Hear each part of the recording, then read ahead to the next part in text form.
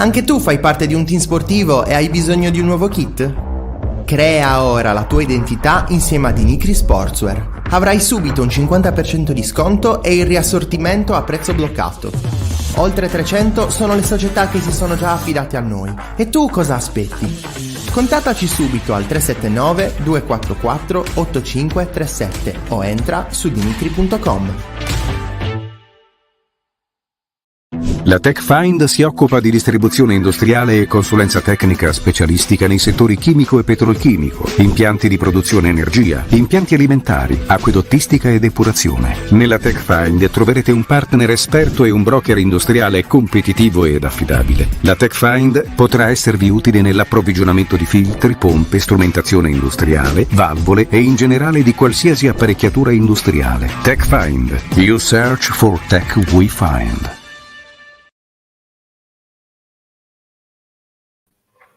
Buonasera a tutti, bentornati in diretta. Un appuntamento con la domenica di 131, il contesto con Roberto Pinna, che oramai insomma, i nostri amici si sono abituati a conoscere, insomma, quello per raccontare cosa è successo nel weekend dello sport sardo, un weekend insomma, è iniziato ieri, ne parlavamo ieri nel post partita, possiamo definirlo così per alcuni risultati, e invece importante per altri. Sì, anche se poi se andiamo a vedere le sconfitte, l'unica sconfitta è quella dell'Atletico Uri, tutte le altre sono o vittorie o pareggi, però è anche vero che insomma tra i diversi pareggi che sono arrivati, esatto, insomma, tra Serie B, Serie C e Serie D, insomma, bisogna fare la giusta tara anche, esatto, no? dei vari risultati, iniziando ovviamente, no? Ieri il Cagliari di Ranieri ha pareggiato contro il Bari, un pareggio che sulla carta, insomma, vista anche l'importanza della sfida, può essere comunque un buon punto, anche vista la prestazione degli uomini di Ranieri, però è chiaro che insomma, subire l'1-1 al 95esimo sul calcio di rigore, dopo che praticamente per tutta la partita sei stato perfetto in fase di copertura, appunto, sicuramente brucia. Oggi invece, insomma, tra Serie C e Serie D, diciamo l'unica sconfitta, quella dell'Atletico Uri contro il Cassino in Serie D, mentre in Serie C, insomma, tra la vittoria della Torres, che dopo 3 mesi e mezzo di digiuno casalingo, finalmente appunto torna a vincere in casa grazie al settimo gol stagionale di Adam Diakité, 1-0 su Alessandria, ma ne parleremo abbondantemente come sempre, c'è tempo. Della partita che abbiamo seguito entrambi, quindi insomma siamo abbastanza preparati, diciamo così, su questo. Si è appena conclusa la partita dell'Olbia. Vestiti di grigio per l'Alessandria, non lo so, sono un violetto, dico la verità, è tutto grigio, sono classico uomo. Questo è un po' un violetto molto, molto chiaro. Al netto del discorso cromatico di colori, hai visto? Sì, hai visto. Multiforme ingegno, diciamo. Multiforme ingegno, assolutamente. No, dicevamo l'1-1 dell'Olbia contro l'Ancona, si è conclusa da pochi minuti la sfida del Conero. Anche in questo caso, così come per il Cagliari, un pareggio che forse lascia più di qualche rammarico per l'Olbia. Assolutamente, sì, ne parleremo anche poi più tardi, dopo che affrontiamo il gol, la partita della Torre. C'è un gol di Ragazzi. Infatti, il lapsus è perché il Ragazzi ha fatto un gol pazzesco da serate diverse. Stiamo cercando di scaricarlo perché appunto sono arrivati adesso. Almeno il gol di Ragazzi ve lo faremo vedere da qui alla fine, ci proveremo quantomeno, però 1-1. È arrivato grazie al colpo di testa di Simonetti, il solito assist di Melchiorri, che comunque in un modo o nell'altro è decisivo, forse anche perché è stato ospite nostro, che porta bene, però in generale un po' di rammarico per l'Olbia. Ha fatto una gran partita, poi ne parleremo. L'Olbia davvero ha fatto una gran bella partita. Una gran partita da parte dell'Olbia. Scendendo di un gradino per parlare di Serie D, invece torna la vittoria finalmente, verrebbe da dire, la Cosa Mentale Sarda contro le streghe, esatto, davvero le streghe, ma vedremo gli highlights, perché è stata una partita davvero ricca di emozioni, con il Costeva in 10, no, per espulsione davvero ingenua di Nicolò Manca, dopo essere già in svantaggio di un gol, e poi insomma questo 2-1 firmato Ragazzu e Balbo. Ragazzi gioca anche Mauro, ragazzi, l'anno prossimo lo facciamo fare anche la Serie D. Dicevo, gran gol di anche di Mancoso e di Balbo, argentino, non parente di Abel, purtroppo per noi, esatto. speravamo. È una storia pazzesca. Ti intervistato per Palermo, Balbo, il Filippino, sarebbe stata una cosa meravigliosa. E invece no, tutto spento, però comunque gran giocatore, ha fatto una gran bella partita. Esatto, una gran bella partita, lo vedrete negli highlights. Andiamo con ordine, vai. Andiamo con ordine, come sempre, iniziando dai nostri cartelli, iniziando ovviamente dalla Serie C. Questi sono i risultati, li vedi?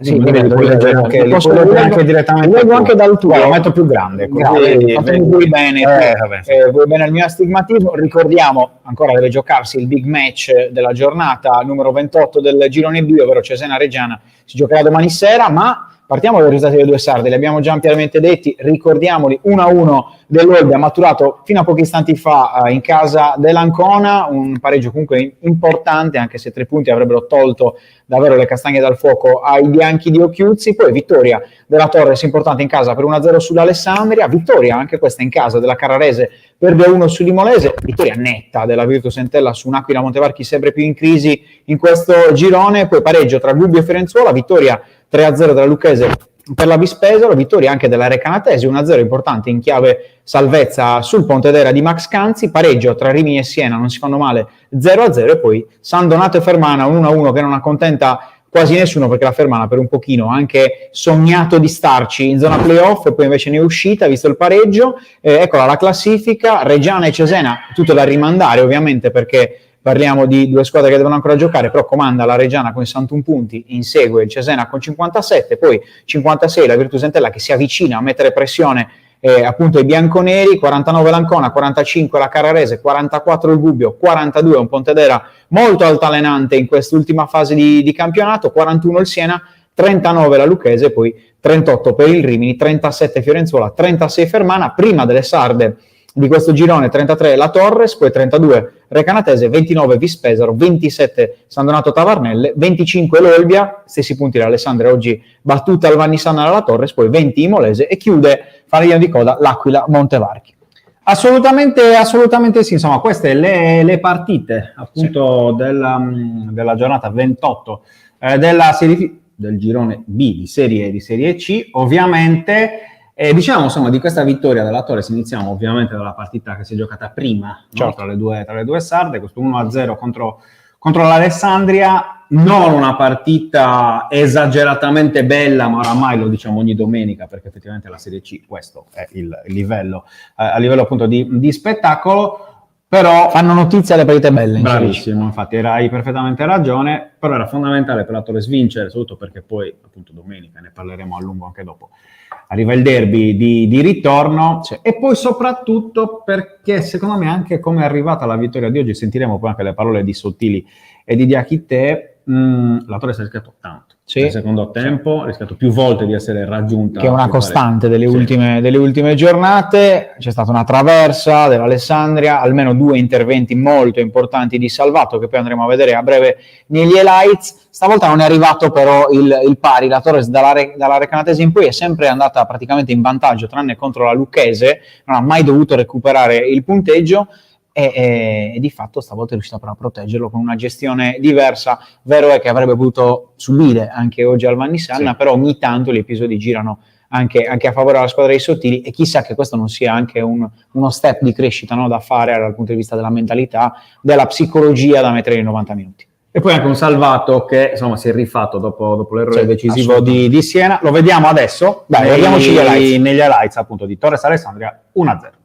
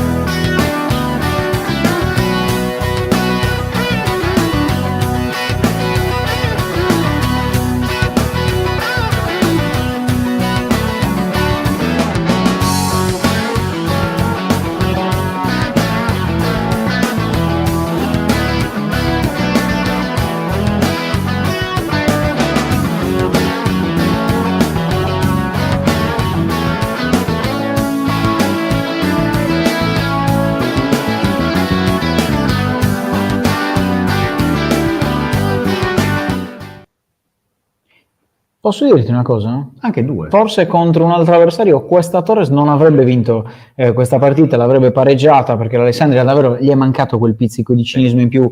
Era una partita tra due squadre che mentalmente non stanno affrontando un gran momento. L'Alessandria si è presentata con Lauro, nuovo allenatore, una classifica, l'abbiamo visto, terzultimo posto, comunque difficile in questo girone B, e la Torres arrivava da una classifica che ancora non spaventa davvero oggettivamente, però comunque da un momento in cui hai buttato tanti punti per strada e lo paghi, no? a livello mentale.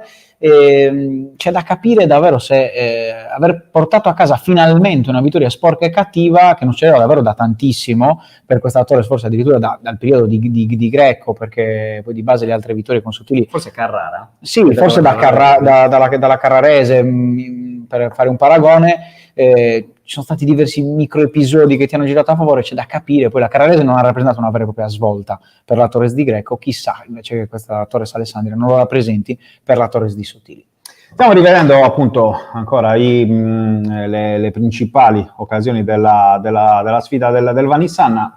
Qualcuno magari guardando anche gli highlights, no? Potrebbe dire, ma insomma, tutti nel secondo tempo, poca roba nel primo tempo, perché evidentemente il primo tempo non ha regalato partita di grandissime scacchi, emozioni, classica no? partita tra due squadre che a ogni colpo potrebbero subire tanto. Poi l'Alessandria, essendo andata in svantaggio subito, ha pensato soprattutto a non rischiare in costruzione per tenerla aperta fino all'ultimo, e la Torres forse ha peccato in cattiveria, perché una volta ottenuto il vantaggio non è riuscita poi a creare con costanza. Le migliori occasioni le ha fatte nel finale con Diakité e Omoregbe, sprecando oggettivamente la possibilità di fare almeno il 2-0, e non ci è riuscita. Però comunque sia, alla fin fine contava vincere ed è arrivata la vittoria, che appunto, come dicevi tu in apertura, mancava dal 5 novembre, vittoria sull'Aquila Montevarchi. Ecco, stiamo vedendo anche un altro paio di occasioni per l'Alessandria, qua davvero alcune parate decisive di Salvato, qua graziata la Torres sulla traversa di Galeandro, però anche qua potremmo dire l'Alessandria graziata da Diakité, in realtà da Omoregbe, è arrivato al tiro davvero stanchissimo. Sì, infatti per errore è questo. Mi ha chiamato Campus, mi ha detto che stanno iniziando a disboscare qualche via di Sassari per iniziare a ricostruire Viale Adama, perché poi sarà ci parcheggeranno i pullman. Settimo gol, ragazzi, insomma, non è che stiamo parlando di nulla. Guanto di sfida lanciato a Scappini, per bomber di questa Torre. Assolutamente sì. Non qualsiasi, Scappini in Serie C. Assolutamente. Allora direi di andare a sentire il primo estratto video della lunga intervista, no? Diciamo, la conferenza stampa post partita di Stefano Sottili, che ricordo domani integrale come sempre in zona mista. Il passaggio sulla partita, no? Sulla difficoltà, e secondo me soprattutto questa prima risposta abbastanza onesta da parte di Sottili, no? Fa capire che insomma stavolta non ha fatto grandi giri di parole, ha confermato, ora lo ascolteremo, la difficoltà mostrata sul campo nel secondo tempo, e sinceramente la Torres aveva bisogno di guardarsi allo specchio per superare i propri errori, quindi ha fatto bene il mister. Andiamo a sentire Sottili. I fantasmi perché purtroppo nelle gare precedenti non siamo riusciti a portarla fino in fondo.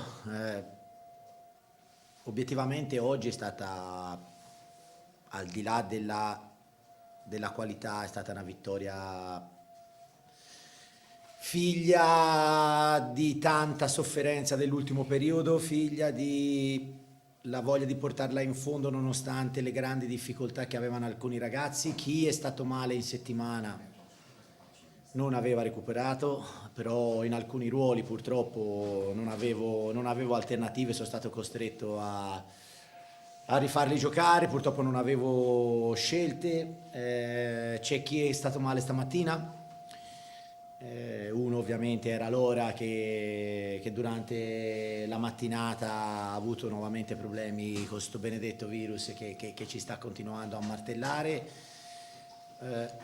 È stata la vittoria della gente oggi ci hanno dato una grandissima mano nel momento di difficoltà palese, quando non riuscivamo a gestire a dovere alcuni palloni. Hanno cominciato a farci sentire la loro vicinanza, hanno capito il momento difficile, sapevano l'importanza della gara, quindi è una vittoria tanto una vittoria che va anche a loro, insomma, perché il loro sostegno è stato fondamentale nel momento di difficoltà. Un passaggio di queste dichiarazioni di Stefano Sottili mi ha colpito subito, no? Che è questo della vittoria della gente. Perché poi il discorso dei tifosi, lo sentiremo anche con Diakité, insomma, effettivamente ha il suo giusto peso, perché una Torres che non vinceva in casa da 3 mesi e mezzo, ricordiamo, 5 novembre, contro l'Aquila Montevarchi, tante partite, tante vittorie sfiorate, anche le ultime, anche l'ultima con la Lucchese, con la Recanatese, insomma sono tante davvero le partite che la Torres fuori caso ovviamente, che ha rischiato di vincere, però parlavo proprio del discorso anche delle partite al Vannicciana, delle partite interne, però effettivamente oggi di fronte a una partita che in un momento particolare, direi intorno alla metà del secondo tempo, no? Quando le cose sembravano non girare più per la squadra di Sottili, il pubblico si è cementato in qualche modo, no? Si è unito e ha trainato poi la squadra fino alla fine. Se ci pensiamo, è vero, Salvato ha fatto un paio di parate decisive nel finale, però anche la Torres si è mangiata 2 gol clamorosi, quindi poteva anche detto che l'Alessandria a Sassari ha mostrato sicuramente non una faccia a salvezza, ora non ce ne vogliono gli amici ovviamente grigi, però non è stata una gran prova incoraggiante per una squadra che si deve salvare. Hai detto bene, forse per una delle primissime volte in stagione lo stadio nel momento di difficoltà maggiore, dalla curva, dalla tribuna, dai distinti, ha provato a spingere la squadra senza fischi, senza mugugni, senza qualcosa contro l'allenatore, senza qualcosa contro quel giocatore che di base avevano caratterizzato quest'anno, questa stagione del Vannissanna, per un motivo o per l'altro, perché poi c'è fame di essere protagonisti da subito in Serie C, perché la piazza è ambiziosa dopo tanti anni bui. Invece oggi la squadra ha capito forse il momento, la piazza, scusami, ha capito il momento della squadra e l'ha provata a supportare. Va detto che la squadra ha anche mandato un messaggio, e poi lo ascolteremo dalle parole di Diakité a fine partita, non andando sotto la curva ma applaudendo quasi dal centro del campo tutto lo stadio. L'ha spiegato Sottili, è stata una scelta che hanno preso i giocatori. Diciamo che non sono state vissute delle settimane facilissime tra il tifo e la squadra, dopo Pesaro, anche i tafferugli, no, in casa dell'ultimo turno appunto tra le mura amiche, tra virgolette, che mura amiche dovrebbero esserlo, però non sempre lo sono state per i risultati e non solo per la Torres in stagione, e i giocatori hanno preferito di prendere questa scelta, quindi rimanere al centro del campo, non andare a prendersi l'abbraccio del tifo organizzato. Vedremo comunque sia come risponderà poi nel proseguo anche la piazza, l'ambiente in settimana, anche perché c'è un banco di prova per tutti, no? Anche per l'umore della piazza con il derby. Direi. Assolutamente sì, tra l'altro insomma la parola sul derby, la domanda sul derby anche a Urso in conferenza stampa, vedrete domani non hanno detto che la verità più non lo so, ma hanno detto, esatto. Ha risposto così. Esatto. Sentiamo anche la seconda parte di Sottili proprio sul discorso del finale, no? Certo. Del saluto senza andare sotto la curva, un saluto globale a tutto il Vannissanna. Ci sono delle situazioni che la squadra deve avere la voglia e la forza di affrontare con una decisione comune. È stata presa questa decisione, mi hanno chiesto cosa ne pensavo, qualsiasi decisione avesse preso la squadra l'avrei appoggiata. Credo che sia un segnale importante di compattezza da parte dello spogliatoio nel prendere una decisione. Perché il sostegno non ci arriva solo esclusivamente dalla curva, ma il sostegno ci arriva anche dall'altra parte dello stadio.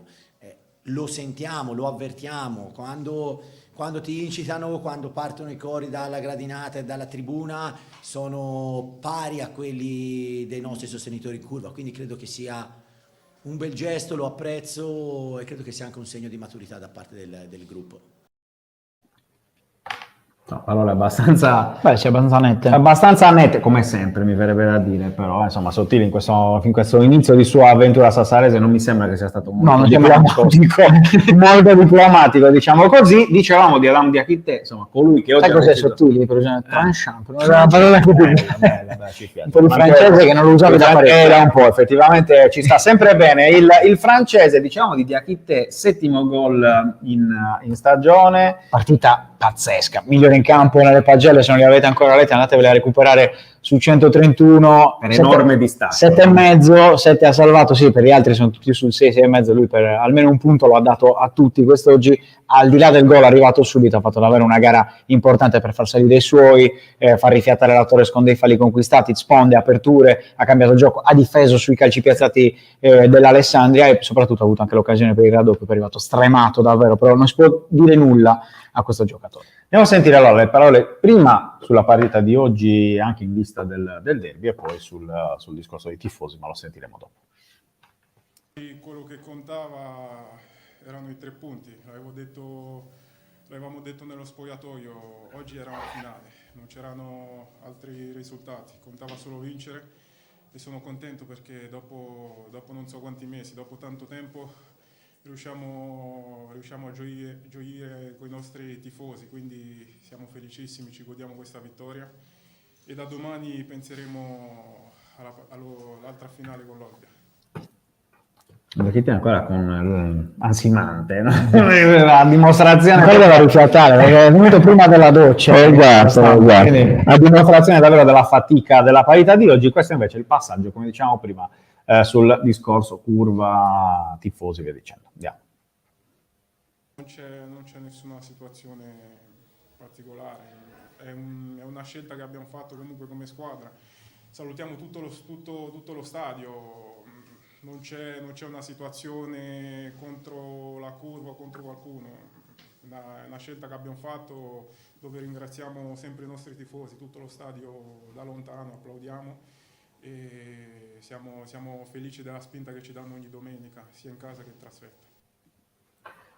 Queste le parole di Adam Diakité, hai parlato di pagelle, l'amico Gianmario ti mi dice... aspettavo ovviamente anche le critiche e mi sono esposto così e io ho messo 6 al buon Girgi per un motivo, caro Gianmario, che nel secondo tempo oggettivamente alcune azioni pericolose, soprattutto quella su cui Salvato si è dovuto superare su Cori, arriva proprio da una disattenzione che ci può stare proprio per il discorso che fai dell'età di Girgi, che è un giocatore molto in crescita. Ricordiamoci Girgi delle prime settimane in casa Torres, se parliamo totalmente di un altro giocatore, ma è un giocatore che arriva da un settore giovanile importante come quello dell'Atalanta, un giocatore che su cui la Torres ha puntato molto come giovane per questa stagione, e quindi secondo me imparerà, questo 6 gli servirà anche per crescere un po', perché deve migliorare, oltre che la fase di possesso dove fa benissimo, oggi suo l'assist per Diakité, anche quella di non possesso dove ogni tanto ha delle piccole lacune su cui un giocatore della sua età è normale anche che abbia e può migliorare. Ma tanto avrà tempo per giocare, visto che sono altre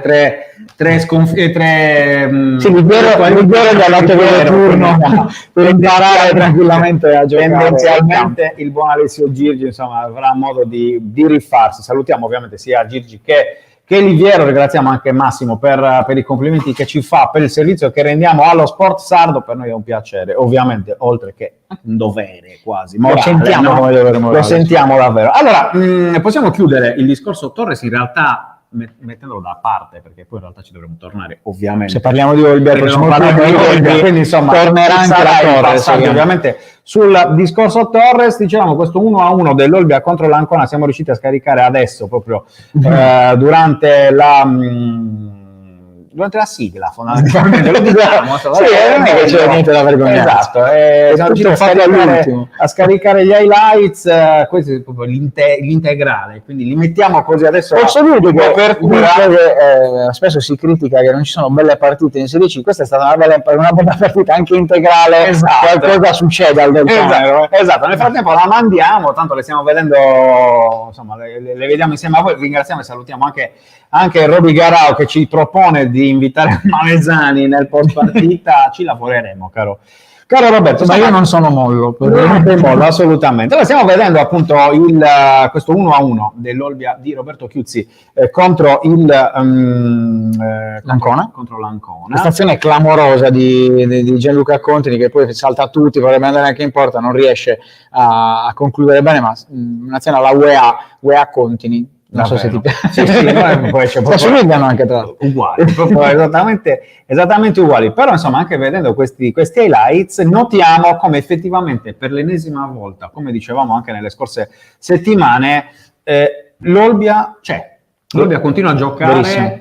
Ha fatto un primo tempo davvero davvero buono. Eccolo il gol. Questo è il gol. Cioè, qualcosa di clamoroso, ragazzi, guardatevelo, gustatevelo veramente con calma, provate i popcorn, riguardiamolo, perché ragazzi fa una rovesciata direttamente dal calcio d'angolo di Emerson che è pazzesca. Ci sarà il replay adesso, ovviamente, come sempre. Dicevamo una cosa mentre guardavamo la partita in diretta, no? Mentre commentavamo la partita in diretta, va detta una cosa, perché tu hai detto, ma come si fa a lasciare il ragazzo sempre da solo, o meglio, non sempre da solo, come si fa a lasciare il ragazzo da solo in un'occasione del genere? Ebbene, io, che insomma, la partita dell'Olbia le ho viste quasi tutte quest'anno, ti ho detto, e dico anche ai nostri telespettatori, che effettivamente non è la prima volta, anzi, credo che sia il secondo o il terzo gol che fa Ragazzu direttamente su azione, su schema da pallenativa o comunque da calcio d'angolo nello specifico, perché effettivamente è un giocatore che riesce a liberarsi al tiro, soprattutto poi va anche detto che chiaramente questi colpi, se non ce li hai, difficilmente ti possono uscire. Qua una gran parata di Sposito, e poi insomma arriva il pareggio dell'Ancona con Simonetti, tra l'altro. Guardate che palla da Melchiorri, ragazzi. Esatto, a proposito di grandi giocatori, si parlava. È stata una sfida tra due grandissimi di questo girone, infatti entrambi hanno lasciato la firma. Assolutamente sì, tra l'altro Federico Melchiorri, ricordiamolo, martedì è stato il nostro graditissimo ospite, insomma. Davvero, trova un gol a vederlo l'inserimento, perché stava attaccando doppio dribbling, veramente un giocatore di categoria assolutamente superiore, e poi nel finale chiaramente qualche patema d'animo in più per l'Olbia, anche perché l'Ancona ci ha provato fino alla fine, ma insomma effettivamente poi Sposito sta dimostrando di essere un buon portiere, soprattutto in queste ultime settimane. Un 1-1 prezioso. Tra l'altro possiamo dire che al Conero sia la Torres che l'Olbia hanno fatto due prestazioni dove avessero raccolto 6 punti, quindi 3 a testa, nessuno avrebbe detto niente, perché contro l'Ancona, in casa dell'Ancona, entrambe le sarde hanno fatto molto bene in stagione. Anche questo ti dà un po' la misura, no? Se riesci a giocare bene contro squadre che stanno giocando i playoff, significa che nella tua stagione non è che hai proprio totalmente sbagliato la costruzione della rosa, e che per un motivo o per l'altro ti sei ritrovato ad essere più in basso di dove sei. Secondo me, con un pizzico di cattiveria in più, l'Olbia in questo momento sarebbe fuori dai play-out, e la Torres addirittura, e questo me lo dico con tutte le responsabilità, mi prendo la responsabilità, sarebbe in zona play-off, perché la Torres ha buttato almeno 10 punti per strada.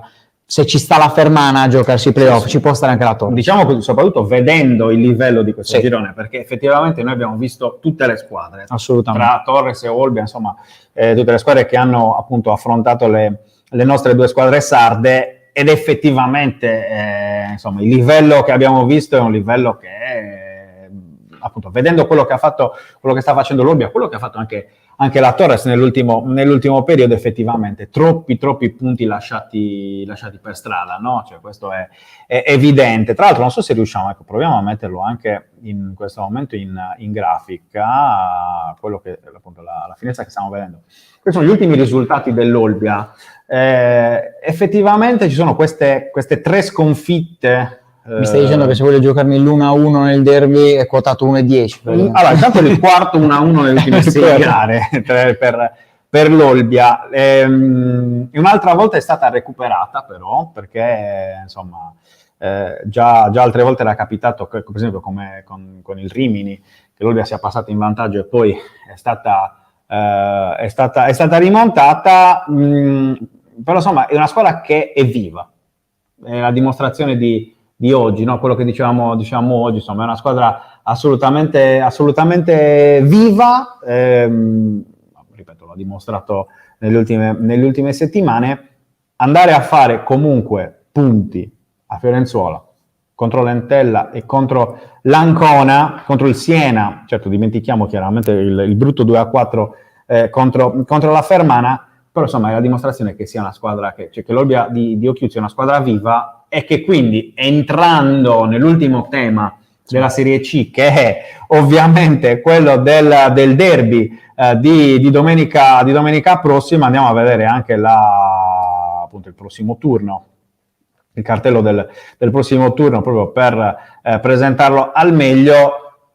Insomma, questo Olbia Torres, terzo derby stagionale, sì. Fino adesso vittoria dell'Olbia in Coppa, pareggio all'andata al Vannissanna, pareggio beffa in quel caso per la Torres con un ragazzo che la rimontò all'ultimo, anche lì sempre ragazzo ovviamente, da Scappini, sì, assolutamente, non una partita fortunatissima per la Torres, e sarà un derby che dirà tanto. Se la Torres vince questo derby si porta praticamente a 4 punti dalla salvezza e si può gestire il fine di stagione, secondo me, in un modo più tranquillo. Se l'Olbia vince, fa un doppio effetto, si avvicina alla salvezza diretta e manda un po' di streghe nella testa dei diretti avversari regionali per questa salvezza. E io credo che per rispondere alla domanda di Gianluca, al momento mentalmente vedo l'Olbia più pronta, non so se sei d'accordo, però la Torres è una squadra strana che ha giocato sempre in frenesia, il derby è una gara di frenesia, vorranno vincerne almeno uno in stagione, quindi credo che sarà la partita più difficile da azzeccare come pronostico dell'anno. Sì, davvero una partita aperta, davvero ogni tipo di emozione, più che ogni tipo di risultato, perché questo è evidente. L'Olbia forse arriva con la maggior determinazione a dover fare punti, perché deve necessariamente recuperare punti su tutte le avversarie, deve togliersi al più presto dalla zona caldissima, perché io ritengo che la zona calda sia anche quella dove comunque in qualche modo staziona anche ancora la Torres. È vero che la Torres arriva, mentalmente dovrebbe arrivare meglio, visto che arriva dopo una vittoria, e l'Olbia dopo un pareggio, dopo la rimonta negli ultimi minuti da parte dell'Ancona. Però è anche vero che se dovessimo guardare anche a livello di forse di solidità di prestazione, in questo momento l'Olbia non sta raccogliendo forse quello che meriterebbe, però nel 2023, nelle ultime settimane, secondo me anch'io vedo forse l'Olbia un po' più pronta da quel punto di vista. Gianluca Bruno dice: bravino questo giovane del ragazzo in Serie B, col Cagliari sfigurerebbe. Ne parlavamo anche di questo. Caro Gianluca, con Roberto prima, della Ferrari, beato te che facevi questo tipo di gol a subito, no, che era un grande attaccante, il nostro Andrea Ferrari, che ritroveremo domani ovviamente a Cagliari Social Arena ore 19, anche su UTG e su tutte le altre realtà di questa bellissima alleanza comunicativa. Lo rivediamo il prossimo turno, al di là di rivedere il gol di... Quello potresti lasciarlo così. No, volevo rivedere il prossimo turno della C, perché sono partite importanti al di là di Olbia Torres. Leggiamo l'Alessandria contro Vispesaro, ancora Virtus Entella, scontro diretto per la zona calda dei playoff, poi Fermana Rimini, Fiorenzuola Cesena, Immolese Gubbio, Montevarchi Lucchese, questa è una partita che guarderanno con attenzione sia Olbia che Torres, Pontedera San Donato, altra partita che guarderanno con attenzione le due sarde, poi Reggiana Carrarese e a chiudere Siena Recanatese, entrambe le sarde chiederanno un favore al Siena. Assolutamente sì. Allora, come sempre, a questo punto della trasmissione scendiamo di un gradino, quindi scendiamo dalla Serie C alla Serie D, diciamo una giornata sostanzialmente positiva, una vittoria, 2 pareggi e una sconfitta per le 4 squadre sarde. Andiamo a vedere quelli che sono stati i risultati: 0-0 tra Ilva Maddalena e Aprilia. Gardini e Mariotti stretti la mano, pareggio che aiuta entrambi. Dici? Un pochino. Vabbè, ma un po' di paura c'è stata, secondo me, a farsi troppo del male. Ci può stare assolutamente. 0-0 quindi tra Ilva Maddalena e Aprilia nella partita di Moneta. 2-1, la gran bella vittoria, importantissima, della Costa Orientale Sarda, che ricordiamolo, aneddoto, durante la partita della Torres, a un certo punto, guardando chiaramente i risultati e le classifiche, mancavano un paio di minuti al gol del pareggio di Mancosu, quindi era ancora 0-1 la partita, e la cosa interessante è la ultima in classifica da sola, non riescono proprio a rialzarsi. Beh, insomma, 3 minuti, 2-1, Mancosu Balbo, e vedremo adesso la classifica, insomma, che effettivamente regala, cioè, non è che la situazione sia ancora soddisfacente per le squadre sarde, però almeno insomma non ci sarebbero in questo momento, se vinse il campionato, squadre retrocesse in via diretta. Quindi 1-1 tra Tivoli e Arzachena, 1-0 la sconfitta dell'Atletico Curi contro il Cassino, stessa vittoria ma campi invertiti, quindi vittoria in trasferta della Casertana sul campo della Lupa Frascati, importante questa vittoria Sì. per la classifica, vittoria anche della Paganese 3-0 in casa contro il Portici, 2-0 vittoria esterna della Visartena contro il Real Monterotondo Scalo, 3-0 vittoria netta del Sorrento contro il Pomezia. Sorrento e Paganese hanno deciso di giocare così a braccetto anche con gli stessi risultati. Sì, assolutamente sì. Nola Palmese, 1-0 vittoria importante. Questa è clamorosa, sì. Del Nola contro la Palmese, anche perché vediamo la classifica, 47 punti, doppia squadra, insomma, coppia in testa con 47 punti appunto Sorrento e Paganese, 40 punti per Palmese e Casertana, 38 per la Lupa Frascati, 37 Cassino, 35 Arzachena, prima delle 4 squadre sarde, 31 Monterotondo, 29 Visartena, 28 per Portici e Aprilia, 27 per Atletico Uri, 26 per Tivoli, Ilva Maddalena e Costa Orientale Sarda, 26 punti per il Nola, 25 per l'Angri, 25 anche per il Pomezia. Quindi insomma, fondamentalmente, Roby, guardando questa classifica, insomma, è evidente come davvero continui questo girone G a essere illeggibile in qualche modo, perché basta veramente con 2 vittorie ti salvi, con una sconfitta vai come dice Gianluca, questa classifica è semplicemente un mischione, perché è un mappazzone, per chi segue Masterchef e Bruno Barbieri è un mappazzone, è il classico mappazzone della Serie D. Davvero, è una classifica soprattutto in coda che regala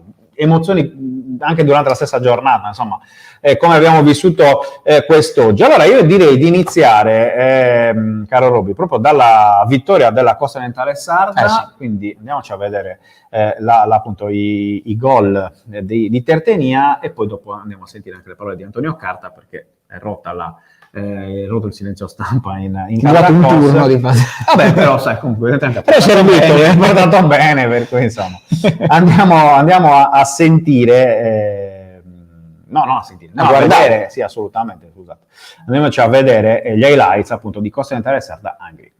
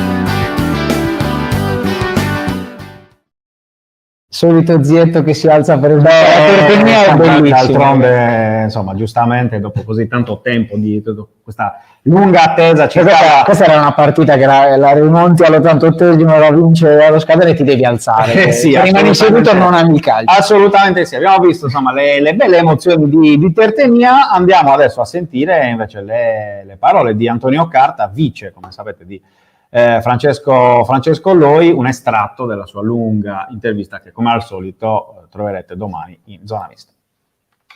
pro del calcio, nel senso che i ragazzi sono stati bravi ad interpretarla bene, la ripresa, buttando veramente il cuore oltre l'ostacolo, perché come dicevo prima, penso che alla fine del primo tempo nessuno avrebbe scommesso un centesimo sulla vittoria della partita di oggi. Invece i ragazzi sono stati bravi a riequilibrare la situazione e crederci ancora e portare avanti la squadra, conquistando questi 3 punti che sono fondamentali per il nostro proseguo. Purtroppo penso che fino alla fine del campionato ne vedremo delle altre di partite in questo modo, perché ormai la classifica è ben delineata. A mio avviso c'è un troncone che lotterà fino alla fine per conquistare i punti dei playoff e vincere il campionato, e gli altri invece tutti a lottare per non retrocedere, insomma. Ecco, possiamo dire che il bello del calcio è anche un po' Mr. Carta, in assoluto, Assolutamente, e poi vorrei... Li vogliamo tanto bene. Vorrei assolutamente vorrei avvisare un po' tutti che non era il suo un messaggio di vicinanza contro la violenza delle donne, ma è proprio sul 2-1 Pirelli ha tirato un cartone dall'esultanza, e Ovviamente ti riferisci Esatto. al discorso del segnale rosso. Ovviamente la campagna antiviolenza, si scherza, ci mancherebbe altro. Diciamo, vittoria importante, fondamentale davvero per la costa orientale sarda. Un altro dei pareggi importanti della giornata di oggi è stato quello dell'Arzachena contro il Tivoli. Abbiamo selezionato soltanto i 2 gol della partita, gli highlights, anche in questo caso domani in zona mista. Questo è il vantaggio del Tivoli, delle riprese veramente meravigliose. Fatto col 33-10. Sì, di Mastro Pietro, mentre giocava ha fatto l'immagine con ovviamente si scherza. Questo invece è impegnato il terreno, perché non sa. Anche quello col 33-10 come da paint. Salutiamo gli amici di Tivoli, non potremo più tornare dopo questa diretta. Mai stato, ma in questo caso mi hai evitato proprio il fatto di poterci andare. Diciamo, questo è il pareggio di Gibilterra, il tuo giocatore preferito in assoluto dell'Arzachena, stretta per Gibilterra, ovviamente. Lo sappiamo. Insomma, però primo gol di Gibilterra con la maglia dell'Arzachena, importante questo pareggio appunto dei biancoverdi di Marco Nappi, che consente comunque di limitare i danni, anche se la quarta posizione della Casertana insieme alla Palmese a 40 punti, sono 6 punti di distanza, sono 4 rispetto al quinto posto della zona playoff occupato dalla Lupa Frascati. Però insomma c'è ancora, tra l'altro, per rispondere a Gianluca, lo stadio del Tivoli è candidato per ospitare gli europei assolutamente al posto di Andrea Ferrari fa i complimenti preventivi ad Andrea Olmeo per gli Olmeme di domani, quindi Andrea non hai molta pressione insomma, per fare i meme di domani. Dicevamo, andiamo a sentire invece adesso le parole di Marco Nappi, appunto nel post partita di Tivoli. Andiamo a sentire. L'approccio non giusto, nel modo giusto, e abbiamo preso gol dopo 3-4 minuti, e questo non va assolutamente bene, anche perché viene a giocare a Tivoli una squadra che sì, la classifica non è bella, però ha giocatori veramente di grandissime qualità. Però la cosa bella è stata la risposta della squadra. Abbiamo continuato a giocare, a creare anche occasioni, e poi alla fine sono molto contento di Gibilterra, che ha fatto un grandissimo gol, perché è un ragazzo che sta venendo fuori da un piccolo infortunio, e è un ragazzo che ci darà sicuramente una mano. Però la cosa bella della squadra è che non ha mollato mai fino all'ultimo. Abbiamo raggiunto il pareggio proprio a una manciata di minuti alla fine, però questo è grande dimostrazione di grande carattere, di una squadra che non butta via mai il pallone, e una squadra che cerca sempre di giocare. Ci siamo avvicinati, come hai detto tu, abbiamo preso un punto alla Lupa Frascati, che è l'ultima del posto dei playoff, però come ho detto ai ragazzi all'inizio della partita, io ho cancellato tutte le altre squadre, abbiamo messo soltanto l'Arzachena, e dobbiamo fare più punti possibili da qui alla fine. Poi alla fine riaccendiamo la classifica e vediamo in che posto siamo arrivati. Scommetto che vuoi la classifica di Marco Nappi. Sarà un meme questo, la classifica diciamo con le luci natalizie di Nappi sarebbe meraviglioso. Sai qual è la caratteristica migliore di Gibilterra? No, quello di Nappi, di Gibilterra, incunearsi negli spazi stretti, lo ha dimostrato anche quella questa veramente non si poteva sentire. Andiamo, perché siamo praticamente in chiusura anche a vedere le immagini principali, diciamo così. Abbiamo anche in questo caso selezionato le azioni più pericolose di Ilva Maddalena Aprilia, questo 0-0 appunto dello Zichina tra la squadra di Mariotti e quella di Aldo Gardini. Non tantissime emozioni, come un Caceiro che ci ha provato, sì, il solito Caceiro, ha preso anche un palo in finale di gara. Comunque sia, i punti forse l'Ilva avrebbe meritato qualcosina in più. Vediamo anche alcune occasioni, sempre occasioni create da Caceiro in mezzo per i compagni. Non è riuscita a trovare la rete l'Ilva, che sta affrontando un periodo l'occasione vera, sicuramente più complicato rispetto all'inizio di stagione, però chissà, il doppio turno in casa, oggi è arrivato un pari, c'è da fare il miracolone con la Paganese, ma la squadra di Gardini, il miracolo Gardini potrebbe farlo anche contro la capolista in casa. Chiusura con l'Atletico Uri, si ferma la 2023 fantastico. Sì, insomma, la squadra di Massimiliano Pava imbattuta in questo 2023, 6 risultati utili consecutivi prima della sconfitta di oggi contro il Cassino. Si sa che il Cassino comunque è una squadra ostica. Quest'anno con le sarde sta facendo anche loro. Assolutamente sì, per cui insomma andiamo a rivedere anche appunto classifica e poi il prossimo turno. Diciamo, le squadre sarde sono tutte là. In questo momento sono tutte lì, tolta la Zacchena ovviamente, che appunto sta ancora cercando di lottare per i playoff. Le altre si devono cercare quantomeno di evitare di rimanere in zona playout, però questo in questo momento dice la classifica. Andiamo a vedere anche il prossimo turno, leggilo pure, caro il mio Roberto Pinna. Sfide importanti, l'abbiamo detto, quella di Ilva Maddalena contro la Paganese, poi Uri che torna in casa contro il Tivoli. Questa è una partita da vincere sì o sì per la squadra di Pava. Arzachena sarà ospitata dalla Visartena, Kos che va a fare visita sempre a Marco Mariotti, che sta iniziando questo suo tour per le squadre sarde, e appunto ospiterà la Kos nel prossimo turno. Poi Angri Real Monterotondo, Portici Lupra Frascati, con mezza Sardegna che ti farà per il Portici e altra mezza Sardegna che ti farà per la Lupra Frascati, Casertana Pomezia, Palmese Cassino, Sorrento Nola. Attenzione al Nola, vediamo se riesce a fare lo scorzetto anche al Sorrento. Sì, anche al Sorrento, perché insomma ci spera l'Ilva Maddalena, perché in caso se perdono insieme sono contenti dalle parti di Moneta. Vero, penso anch'io.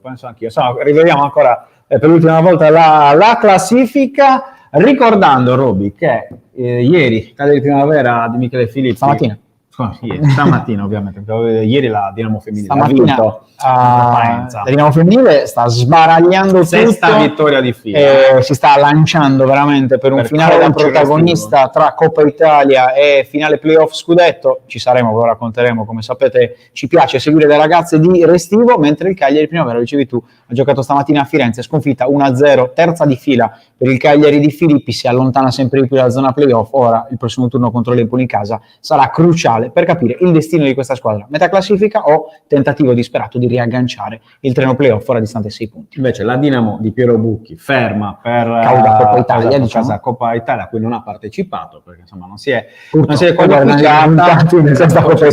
Ci sarà anche la nazionale, per cui insomma quando si tornerà a giocare inizio marzo ci saremo, esatto, a raccontarvelo. Va bene, Roby, chiudiamo ringraziando come sempre tutti telespettatori di Teleregione Live, gli ascoltatori di Radio Calaritana, chi ci ha seguito in streaming su 131 UTG e Directa Sport, fuori dallo studio per ascoltarci.